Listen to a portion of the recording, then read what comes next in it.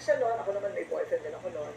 Interview. So, a year or two passed, and then, biglang, si Angelo Castro, oy, Kuring, meron kang i-interviewin.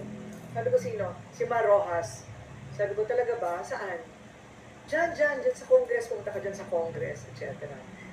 So, well, anyway, after that interview, ayan, nanligaw na. Nung naging ninong si Angelo sa kasal namin, tsaka lang niya sinabi sa akin na in-engineer pala niya yun.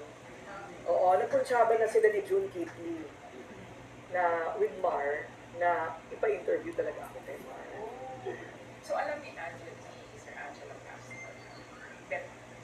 Na bet ko? Hindi, by that time, si Mar na may bet sa akin. Ah, okay. Sila na yung nag-usap-usap para magtuloy-tuloy.